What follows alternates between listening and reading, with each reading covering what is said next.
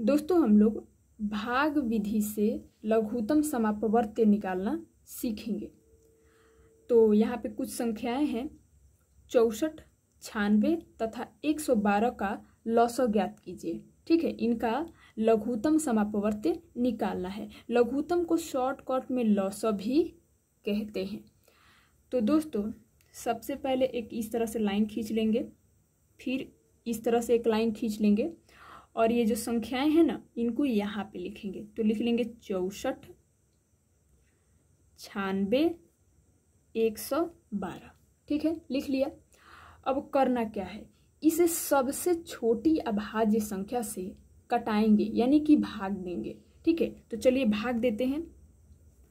तो 64 का भाग 2 से करेंगे तो कितना हो जाएगा 32। ठीक है, फिर यहाँ पे कितना हो जाएगा 48।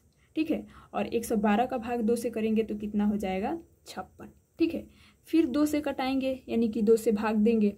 ठीक है, तो यहाँ पे कितना हो जाएगा 16 और यहाँ पे कितना हो जाएगा 24। ठीक है, और यहाँ पे कितना हो जाएगा 28। ठीक, फिर 2 से भाग देंगे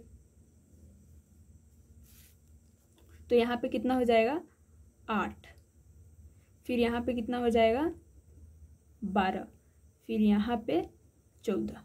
ठीक, फिर 2 से भाग देंगे तो कितना हो जाएगा 2 चौके 8, 2 छक्के 12, 2 सते 14। ठीक, फिर हम लोग 2 से भाग देंगे तो कितना हो जाएगा 2, फिर 3, फिर यहाँ पे 7। क्योंकि 7 जो है 2 से पूर्ण रूप से विभाजित नहीं होगा, इसलिए 7 को 7 ही लिख लेंगे। ठीक है, फिर 2 से भाग देंगे 1 हो जाएगा। 3 2 से नहीं कटेगा यानी कि पूर्ण रूप से विभाजित नहीं होगा, तो 3 को 3 ही लिख लेंगे। 7 भी 2 से पूर्ण रूप से विभाजित नहीं होगा, इसलिए 7 को 7 ही लिख लेंगे।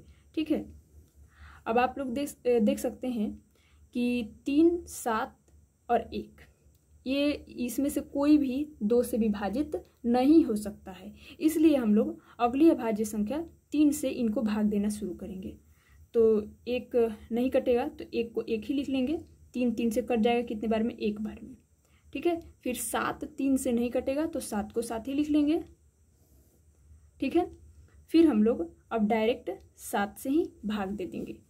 तो 1 7 से नहीं कटेगा इसलिए 1 को 1 ही लिख लेंगे, फिर 1 लिख लेंगे, फिर 7 7 से कट जाएगा कितने बार में, 1 बार में, यानी कि 7 एकम 7। अब नीचे क्या आ गया, एक मतलब भाग देने की जो प्रक्रिया थी वो खत्म हो गई। ठीक है, अब हम लोग को करना क्या है, देखिए ये जो साइड में आप लोग संख्याएं देख रहे हैं ना, ये इन संख्याओं को हम लोग लिख लेंगे यहाँ पे। ठीक है, तो चलिए लिख लेते हैं। 2 कितने बार है, 1 2 3 4 5 6, तो लिख लेंगे 2 गुणे 2 गुणे 2 गुणे 2 गुणे, हो गया। फिर 3 और 7 है तो इन्हें भी लिख लेंगे गुणे 3 गुणे 7। ठीक, अब करना क्या है कि इनका गुणा आपस में कर देना है। ठीक है, तो जब इनका गुणा हम लोग आपस में करेंगे तो आएगा 1344। ठीक है, यही है